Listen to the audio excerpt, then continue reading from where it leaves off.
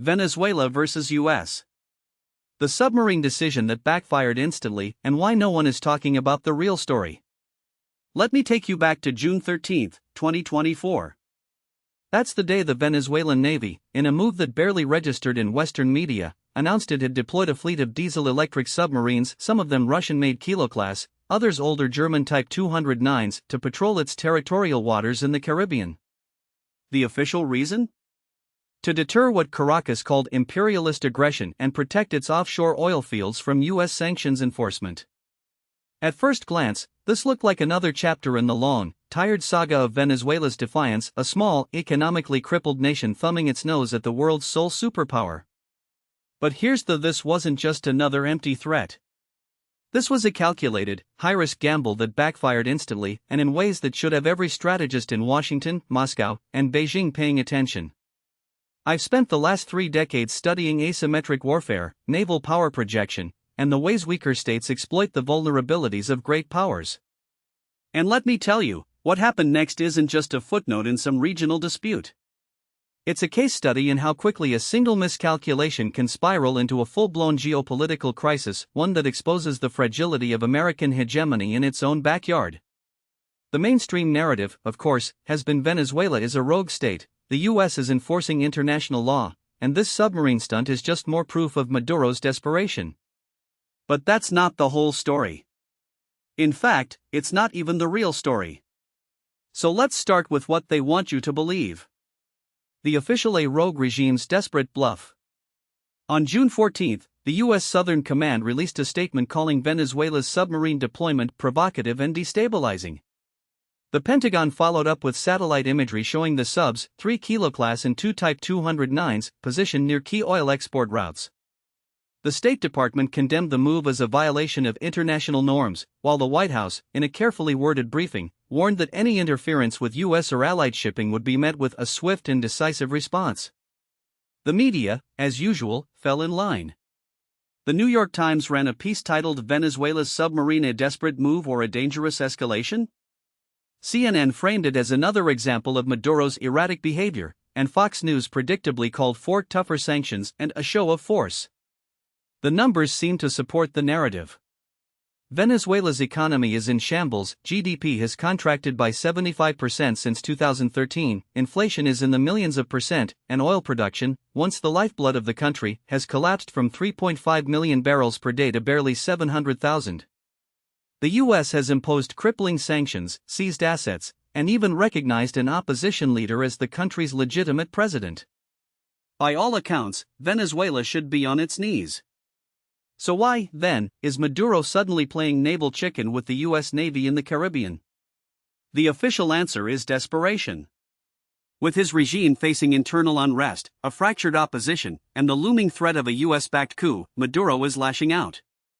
The submarines, according to this line of thinking, are a last-ditch effort to project strength, rally nationalist support, and force the U.S. to the negotiating table. It's a classic case of a weak state using asymmetric tactics to offset conventional military inferiority. And for a while, it looked like it might work. The U.S. did, after all, send a carrier strike group, the USS Gerald R. Ford, to the region in response. The message was "Don't test us." But here's the problem with this: it assumes Maduro is acting irrationally. And in my experience, authoritarian regimes, especially those clinging to power in the face of overwhelming odds, are rarely irrational. They're calculating. They weigh risks, exploit vulnerabilities, and play the long game. So if this submarine deployment was just a desperate bluff, why did it backfire so spectacularly? And why, despite the U.S. flexing its military muscle, is Venezuela still standing while Washington is the one scrambling for a way out? Deconstructing what really happened. Let's start with the facts that don't fit the official story. Fact number 1: Venezuela's submarines weren't just for show. The Kilo-class submarine is one of the quietest diesel-electric subs in the world. Russia has sold them to China, India, Iran, and now Venezuela. They're not invincible, but in the shallow, noisy waters of the Caribbean, they're a nightmare for surface fleets. The U.S. Navy, for all its technological superiority, has struggled with anti-submarine warfare in littoral environments. During the Cold War, Soviet subs routinely penetrated U.S. coastal defenses. Today, the U.S. relies heavily on P-8 Poseidon patrol aircraft and sonar buoys, but in a contested environment, especially one where Venezuela has air defense systems supplied by Russia, those assets become vulnerable. Now, here's where it gets interesting. On June 17, just 4 days after the deployment, the USS Gerald R. Ford strike group was tracked by one of Venezuela's kilos. Not detected, tracked. That means the sub was able to follow the carrier, likely at periscope depth, for nearly 12 hours before slipping away undetected. This wasn't some lucky break. It was a demonstration. And it sent a very clear message to: we can see you. We can follow you. And if we wanted to, we could sink you. Fact number 2, the US response wasn't just military, it was political. The Ford wasn't just sent to scare Maduro. It was sent to reassure US allies in the region, Colombia, Guyana, and the Caribbean states, that America still had their back. But here's those allies didn't ask for it. Colombia, which has its own territorial disputes with Venezuela, quietly urged Restra Guyana, which is locked in a border conflict with Caracas over the Essequibo region, was more concerned about a land invasion than a naval standoff. And the Caribbean nations? Most of them have been cozying up to China for years, taking Beijing's infrastructure loans and turning a blind eye to US sanctions on Venezuela in exchange for cheap oil. So why did the US escalate? Because domestic politics demanded it. More on that later. Fact number 3, Russia and China were playing a much deeper game. Here's where the mainstream narrative completely falls apart. The idea that Venezuela acted alone is laughable. The Kilo-class subs? Russian. The air defense systems? Russian. The cyber warfare capabilities that likely helped Venezuela track the Ford? Almost certainly Russian or Chinese. But it's not just about hardware. It's about strategy. Russia has been quietly rebuilding its influence in Latin America for years. In 2023, it signed a military cooperation agreement with Venezuela, including joint naval exercises. China, meanwhile, has been buying up Venezuelan oil at discounted rates, circumventing US sanctions through a web of shell commies. Both Moscow and Beijing see Venezuela as a proxy, a way to bleed the US in its own hemisphere without direct confrontation. And here's they wanted this escalation. Not because they think Venezuela can win a war with the US, but because they know America can't afford another front. The US is already stretched thin, supporting Ukraine, containing China in the Pacific, managing tensions in the Middle East. A protracted naval standoff in the Caribbean? That's a distraction. A costly one. Fact number 4, the backfire was immediate and it wasn't Venezuela's. Remember how I said this decision backfired instantly? Here's what really happened. The moment the Ford strike group arrived, Venezuela activated its Russian-made S-300 air defense systems along its northern coast. That's not something you do for a photo op. That's something you do when you're preparing for war. The US, caught off guard, had to scramble F-35s from Florida to conduct surveillance flights. Then, on June 20, a Venezuelan patrol boat locked radar on a US Coast Guard cutter near the maritime border. That's a hostile act under international law. The US didn't retaliate because it couldn't. Not without risking a wider conflict. Meanwhile, in New York, Venezuela's UN ambassador filed a complaint with the Security Council, accusing the US of military intimidation and violating the UN Charter. China and Russia, of course, backed him. The US vetoed the resolution, but the damage was done. For the first time in decades, the world saw the US as the aggressor in its own backyard. And then came the real kicker. On June 22, Venezuela announced it was exiting its submarine patrols not just in its own waters, but near the exclusive economic zones of Guyana and Trinidad and Tobago. That's when the phone calls started. Guyana's president called the White House in a IC. Trinidad's prime minister, who had been quietly negotiating with Venezuela over gas fields, suddenly found himself in the middle of a crisis. And Colombia? They started publicly distancing themselves from the US, calling for diplomatic solutions. The backfire wasn't that Venezuela's subs were sunk or that Maduro was overthrown. The backfire was that the US lost control of the narrative. And in geopolitics, that's often worse than losing a battle. The broader geopolitical why this is about more than Venezuela. Let me be, this isn't just about Venezuela. It's about the end of American unipolarity and the rise of a multipolar world where the US can no longer dictate terms unilaterally. To understand why this submarine standoff matters, you have to out. The US is fighting a three-front Cold War and losing. Right now, the US is engaged in a global competition with two revisionist Russia and China. The problem? These aren't isolated conflicts. They're connected. In Europe, the US is arming Ukraine to bleed Russia, but Moscow is still advancing, and European allies are growing weary. In the Indo-Pacific, the US is trying to contain China with AUKUS and military bases, but Beijing is outmaneuvering Washington economically and diplomatically. And in Latin America, the US is trying to isolate Venezuela, Cuba, and Nicaragua, but Russia and China are filling the void with loans, arms, and political support. Venezuela's submarine gambit wasn't just a challenge to US dominance in the Caribbean. It was a test. A test of how far the US can be pushed before it overreacts. And the results? Washington failed. The spheres of influence why the US can't win. Here's where realist theory comes in. The US operates under the assumption of liberal hegemony, the idea that it can and should shape the world in its image, using military and economic power to enforce its vision of rules-based order. But the rest of the world? They're playing by the old rules, the rules of spheres of influence. Russia sees the former Soviet space as its backyard. China sees East Asia the same way. And now, both are making it Latin America is off limits. Not because they want to invade, but because they want to limit US influence. Venezuela is the perfect proxy for this. It's weak enough that Russia and China can control it, but strong enough to tie down US resources. And here's the US does the same thing. It has military bases in 80 countries. It overthrew governments in Iran, Guatemala, Chile, and Iraq. It enforces sanctions on Cuba, Venezuela, and Iran while ignoring human rights abuses in Saudi Arabia. But the moment another great power tries to do the same in its neighborhood, suddenly, it's a violation of international law. Historical: the Cuban Missile Crisis in reverse.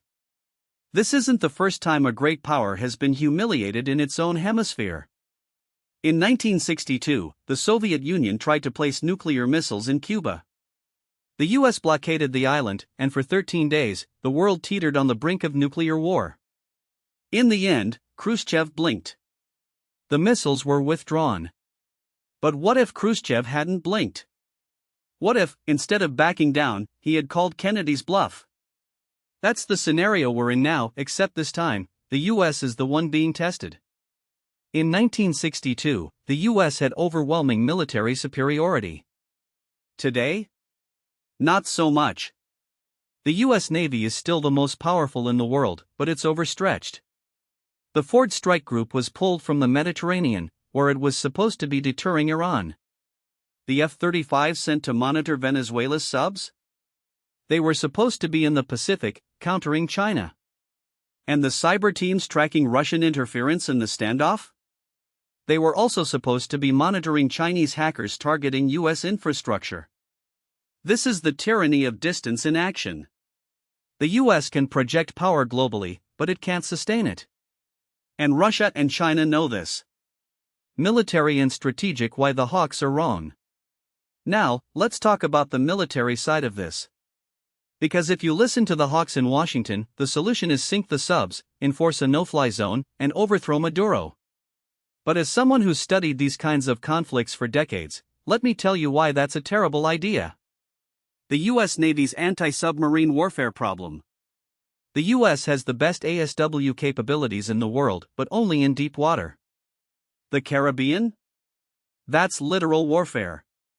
Shallow, noisy, full of civilian traffic. The kilos are designed for this environment. They're quiet, they're maneuverable, and they can hide in the clutter.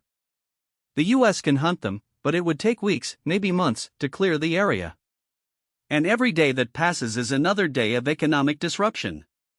Remember, the Caribbean is one of the world's busiest shipping lanes. If Venezuela starts sinking tankers or even just threatening to, insurance rates skyrocket. Oil prices spike. And suddenly, the US isn't just fighting Venezuela. It's fighting global markets. The escalation, how quickly this gets out of control. Let's say the US does sink a Venezuelan sub. What happens next? 1. Russia retaliates. Not directly. Moscow isn't stupid enough to start a war with the US over Venezuela. But it will arm Venezuela with more advanced weapons. Maybe hypersonic missiles. Maybe more kilos. Maybe even nuclear-capable bombers on training exercises. 2. China steps in. Beijing has been quietly buying up Venezuelan debt. If the US escalates, China could call in those debts, or worse, start seizing US assets in retaliation.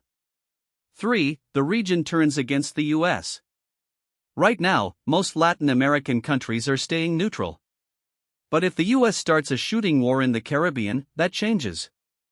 Brazil, Mexico, Argentina, they'll all condemn Washington. And suddenly, the US is isolated in its own hemisphere. The Iraq, Afghanistan, Libya, why regime change always backfires. Here's how hard the US has never successfully overthrown a government and replaced it with a stable democracy. Not in Iraq. Not in Afghanistan. Not in Libya. And Venezuela? It's worse. Venezuela has a real military. Unlike Iraq in 2003, Venezuela's armed forces are loyal to Maduro.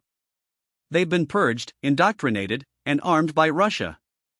Overthrowing them would require a full-scale invasion, something the US public has zero appetite for. The opposition is fractured. Juan Guaidó, the US-backed interim president, has no support on the ground. If Maduro falls, Venezuela doesn't become a democracy.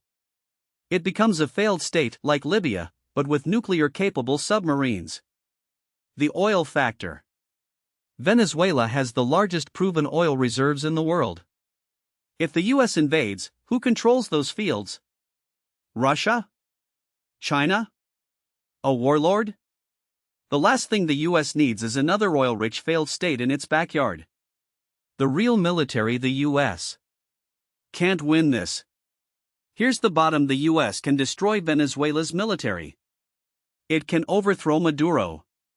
But it can't control what comes in, and in the age of great power competition, that's a strategic defeat. Russia and China don't need to win in Venezuela. They just need to bleed the US. And right now, that's exactly what's happening. The domestic political why Biden are trapped. Now, let's talk about the real reason the US. Domestic politics. Election year: Florida's Cuban and Venezuelan voters. Florida is the ultimate swing state. And in Florida, the Cuban and Venezuelan exile communities hate Maduro. They want regime change. They demand it. And both Biden and Trump know that if they're seen as soft on Venezuela, they lose Florida. That's why, in 2020, Trump imposed maximum pressure. Now, what most people don't realize is that this isn't just about Florida, it's about the entire architecture of US foreign policy in Latin America. The Biden administration inherited Trump's maximum pressure campaign, but they also inherited something far more: a policy that was already failing, yet impossible to abandon without political consequences. Let me explain why this matters beyond the ballot box. The US has spent the last 2 decades treating Latin America like a geopolitical chessboard, where regime change is just another move in the game. But here's the uncomfortable: the game has changed, and the US is playing with outdated rules. In the 20th century, Washington could overthrow a government in Guatemala, Chile, or AMA with relative impunity. The world wasn't watching in real time. There was no social media, no Russian or Chinese state media amplifying every misstep. Today? Every drone strike, every sanctions-induced famine, every failed coup attempt is live-streamed, dissected, and weaponized against the US. Take the 2019 Venezuela coup attempt, for example. Juan Guaidó, a relatively unknown opposition figure, was suddenly anointed interim president by the US and its allies. The media ran with it. The narrative was Maduro is a dictator, Guaido is the democratically elected leader, and the people will rise up. But the people didn't rise up. The military didn't defect. And Guaido?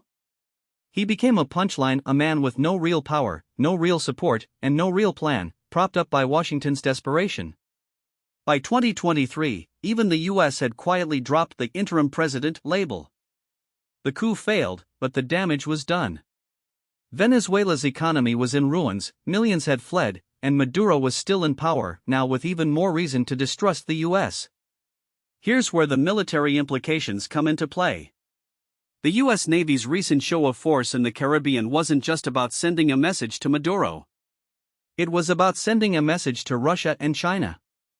And that's where this submarine decision backfired so spectacularly. Let me break it down. In 2022, Venezuela signed a deal with Russia to acquire Kilo-class submarines, diesel-electric boats that are quiet, deadly, and perfect for coastal defense. The US response? A flurry of sanctions, diplomatic condemnations, and, most recently, a naval exercise just off Venezuela's coast. The problem? The US Navy's presence didn't deter Russia, it emboldened them. Within weeks, Russia announced it would send its own naval assets to the region, including a nuclear-powered submarine. Suddenly, the Caribbean wasn't just Venezuela's backyard. It was a potential flashpoint for great power competition. Now, I'm not saying Russia is going to start a war with the US over Venezuela. That's not how modern conflict works. What's happening here is far more insidious. Russia and China don't need to win in Venezuela. They just need to make sure the US can't win. And right now, they're doing exactly that. Every time the US imposes sanctions, Russia and China step in with loans, trade deals, and military support. Every time the US tries to isolate Venezuela, Russia and China deepen their ties. It's a classic proxy war strategy: bleed the opponent without firing a shot. But here's the US is playing right into their hands. The more the US escalates, the more Venezuela becomes dependent on Russia and China.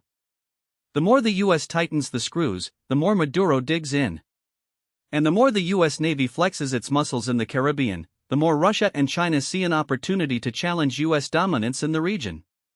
Let me give you a historical parallel. In the 1960s, the US tried to overthrow Fidel Castro in Cuba. The Bay of Pigs invasion failed, but the US didn't stop there. It imposed an embargo, supported assassination attempts, and even considered a full-scale invasion. The result? Cuba became a Soviet client state, hosting nuclear missiles that nearly triggered World War III. The US didn't just fail to remove Castro, it handed the Soviet Union a strategic foothold in the Western Hemisphere. Fast forward to today. Venezuela isn't Cuba, but the dynamic is eerily similar.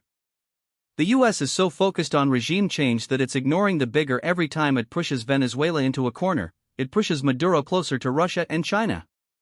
And every time Russia and China gain a foothold in Latin America, the US loses influence in its own neighborhood. Now, let's talk about the military implications. The US Navy is the most powerful maritime force in the world, but it's not invincible. The Kilo-class submarines Venezuela is acquiring are a nightmare for US naval planners. They're quiet, they're deadly, and they can operate in shallow waters where US carriers can't go. If Venezuela deploys these submarines in the Caribbean, the US Navy will have to devote significant resources to tracking them, resources that could be used elsewhere, like the South China Sea or the Middle East. But here's the real: the US Navy isn't just worried about Venezuela. It's worried about the precedent. If Venezuela gets away with acquiring submarines, what's to stop other Latin American countries from doing the same? Brazil already has a submarine program. Argentina has expressed interest in acquiring submarines from France. If the US can't stop Venezuela, it loses credibility across the region. And that's where the domestic political trap comes full circle. The Biden administration knows all of this. They know that regime change in Venezuela is a pipe dream. They know that the sanctions are hurting ordinary Venezuelans more than Maduro. They know that the submarine deal is a strategic headache. But they can't back down. Because if they do, they lose Florida. And if they lose Florida, they lose the election. So what do? They double down. They impose more sanctions. They send more warships. They talk tough about democracy and human rights. But none of it works. Because the real problem isn't Maduro. The real problem is that the U.S. foreign policy establishment is still operating under the assumption that it can dictate outcomes in Latin America. And that assumption is no longer true. Here's the bottom: the U.S. is trapped in a cycle of escalation with no exit strategy. Every time it tries to squeeze Venezuela, Russia and China step in to ease the pressure. Every time it tries to isolate Maduro, he digs in deeper. And every time it flexes its military muscle, it risks a miscalculation that could spiral into a broader conflict. The submarine decision wasn't just a tactical mistake. It was a strategic blunder. And unless the U.S. changes course, it won't be the last one. Now, what most people don't realize is that this isn't just a foreign policy failure, it's a domestic political time bomb. The Biden administration's Venezuela strategy is caught between two: impossible, the hardline anti-Maduro stance demanded by Florida's Cuban and Venezuelan exile communities, and the cold reality that none of Washington's tools, sanctions, military posturing, or diplomatic isolation, have actually worked. And the longer this stalemate drags on, the more the contradictions start to fracture the administration's own coalition. Let me explain why this matters for 2024. Florida is the ultimate swing state, and its Latino electorate, particularly the Venezuelan and Cuban diaspora, has become the most reliable Republican voting bloc in the country. In 2020, Trump won 56% of Florida's Latino vote, a historic shift driven largely by these communities' visceral opposition to socialism and their belief that Democrats are soft on Maduro. The Biden campaign knows this. They saw what happened in 2022, when Republican Governor Ron DeSantis crushed Charlie Crist in Miami-Dade County by hammering the socialist label. So when the administration talks about Venezuela, it's not just talking to Caracas, it's talking to Hialeah. Here's the uncomfortable: the White House's Venezuela policy is now a hostage to domestic politics. Every time Maduro does something provocative, like this submarine deal, or the recent crackdown on opposition figures, the administration has to respond with escalation, because anything less would be political suicide. But escalation doesn't work. Sanctions haven't toppled Maduro in 6 years. The 2019 oil embargo didn't collapse his regime. The 2020 indictment of Maduro on narco-terrorism charges didn't force him from power. And the 2023 secondary sanctions on Venezuela's gold sector? They just pushed him closer to Iran and Russia. So what happens when the next crisis hits? Let's say Maduro, emboldened by his new submarines, decides to test the U.S. by seizing a foreign-flagged vessel in Venezuelan waters. Or what if he starts harassing ExxonMobil's operations in Guyana, knowing that the U.S. can't afford to look weak? The administration will have two terrible: either back down and lose Florida, or escalate and risk a direct confrontation. Neither plays well with the progressive wing of the Democratic Party, which is already furious about Biden's refusal to lift sanctions despite their catastrophic humanitarian impact. And that's where the real domestic fracture emerges. The progressive base sees Venezuela as a moral failure, a country where U.S. sanctions have contributed to the exodus of 7.7 million people, the collapse of the healthcare system, and the rise of a black market economy where a month's salary can't buy a dozen eggs. They point to reports from the UN and humanitarian organizations showing that sanctions have worsened poverty and malnutrition.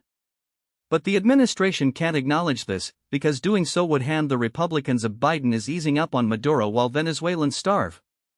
This isn't just a messaging problem. It's a structural one. The U.S. foreign policy establishment is still operating under the assumption that Latin America is a region where Washington can call the shots, where sanctions and military pressure will eventually force compliance. But that playbook stopped working decades ago. The last time the U.S. successfully orchestrated regime change in Latin America was AMA in 1989. Since then? Nothing but failures. Haiti in 2004, Honduras in 2009, Venezuela in 2019, all of them ended in chaos, not democracy. Now, imagine this scenario playing out in the next 6 months. Maduro, sensing weakness, ramps up his rhetoric. He announces joint naval exercises with Russia in the Caribbean. He threatens to nationalize more U.S. assets. The Republican National Committee runs ads in Florida showing Biden shaking hands with Maduro's envoys at some obscure diplomatic event, with the Biden's weakness as Maduro's strength. The progressive base, meanwhile, starts a primary challenge from the left, demanding an end to sanctions. And the administration? It's stuck in the middle, trying to thread a needle that doesn't exist. Here's what I think will happen. The Biden team will try to split the difference. They'll keep the sanctions in place but offer some minor concessions, maybe a limited easing of oil sanctions in exchange for token electoral reforms. They'll hope that Maduro takes the bait, giving them just enough cover to claim progress without actually changing the status quo. But Maduro isn't stupid. He knows the U.S. is trapped. He knows that every concession he makes will be met with a new demand, and that the moment he gives an inch, the hardliners in Florida will scream betrayal. So he'll do what he's always: drag his feet, make empty promises, and wait for the U.S. to blink. And the Biden administration, desperate to avoid a crisis before November, will let him. They'll call it diplomacy. The Republicans will call it surrender. And the Venezuelan people? They'll keep suffering, caught between a dictatorship that refuses to reform and a superpower that refuses to admit its strategy has failed. The real tragedy here is that there was a moment when this could have gone differently. In 2021, when Maduro released some political prisoners and allowed limited opposition participation in elections, the U.S. had an opening. A gradual lifting of sanctions in exchange for real reforms could have created space for a negotiated transition. But the administration, terrified of looking soft, demanded too much too soon. They wanted Maduro gone immediately, not a slow, messy process of change. And now we're back to square one, with the added complication of Russian submarines in the Caribbean. The lesson here isn't just about Venezuela. It's about the broader collapse of U.S. influence in Latin America. The region is no longer a backyard where Washington can dictate terms. It's a chessboard where Russia, China, and Iran are making moves, and where local leaders, even the authoritarian ones, have learned to play the great powers against each other. The U.S. can either adapt to this reality or keep pretending that the old tools still work. But every time it chooses the latter, it loses a little more ground. And in the end, that's the most dangerous part of this whole mess. Because the longer the U.S. clings to a failed strategy, the more it erodes its own credibility, not just in Venezuela, but across the hemisphere. And when credibility goes, so does influence. And when influence goes, so does the ability to shape outcomes. That's not just a problem for Venezuela. That's a problem for the entire region. And it's a problem that's only going to get worse. Now, what most people don't realize is that this isn't just about Venezuela, it's about the fundamental mismatch between American strategy and the realities of 21st century power. The U.S. still operates under the assumption that economic pressure, diplomatic isolation, and the occasional military threat will force regimes to bend. But that playbook worked in the 1990s, when the world was unipolar and alternatives to American power were scarce. Today? Not so much. Maduro has options. Russia has submarines. China has deep pockets. Iran has asymmetric tactics. And the U.S.? It has sanctions that don't work, a military stretched thin, and a political class that can't agree on whether to engage or ignore. Let me explain why this matters beyond Caracas. The Venezuelan crisis is a microcosm of a larger geopolitical: the erosion of U.S. coercive leverage. Take the sanctions regime. Since 2017, the U.S. has imposed over 400 sanctions on Venezuela, targeting everything from oil exports to gold sales to the personal finances of Maduro and his inner circle. The result? Venezuela's GDP has contracted by more than 75% since 2013, but Maduro is still in power, and his regime is more entrenched than ever. The sanctions didn't collapse the government, they collapsed the middle class. The poor got poorer, the elites got richer, and the regime learned to survive by diversifying its revenue: gold, cocaine, and now, Russian military hardware. Here's the uncomfortable: sanctions don't work when the target regime has external patrons willing to absorb the pain. Russia and China have kept Venezuela afloat with loans, oil swaps, and military support. Between 2016 and 2022, China provided over $62 billion in loans to Venezuela, most of it repaid in oil. Russia, meanwhile, has sent military advisors, cybersecurity experts, and now, submarines. The US can sanction all at once, but as long as Maduro has these lifelines, he can afford to wait out Washington. And that's the problem, time is on his side, not ours. So what should the US do? The first step is admitting that the current strategy has failed. Sanctions alone won't force Maduro out, and military intervention is off the table. That leaves diplomacy, but not the kind we've seen so far. The Biden administration's approach has been to demand maximalist concessions in exchange for minimal sanctions relief. That's a non-starter. Maduro isn't going to hand over power because the US offers to ease a few restrictions on diesel imports. He needs a face-saving off-ramp, and the US needs to be willing to provide one. Here's how it could: a phased approach. Start with confidence-building measures, limited sanctions relief in exchange for concrete steps like the release of political prisoners, the reopening of opposition media outlets, and the restoration of some electoral oversight. If Maduro complies, the US could gradually lift more sanctions, including those on oil exports. If he doesn't, the sanctions snap back, and the US can credibly say it tried. The key is to make the process incremental, verifiable, and reversible.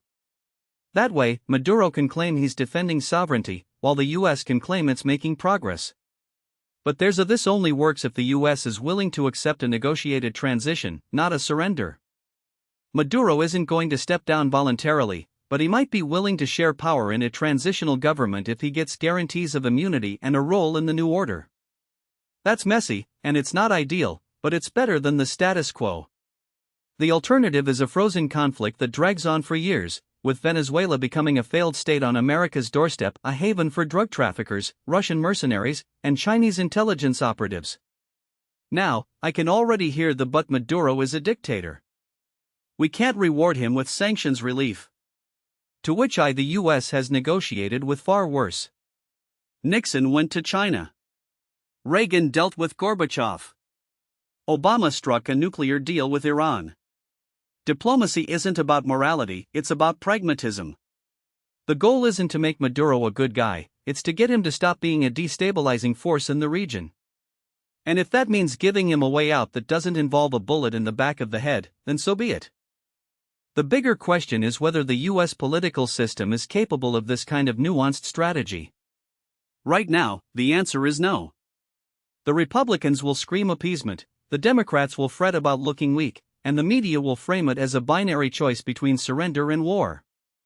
But that's the trap of American foreign policy. We've convinced ourselves that every problem has a simple solution, and when it doesn't, we either double down on failure or walk away in frustration.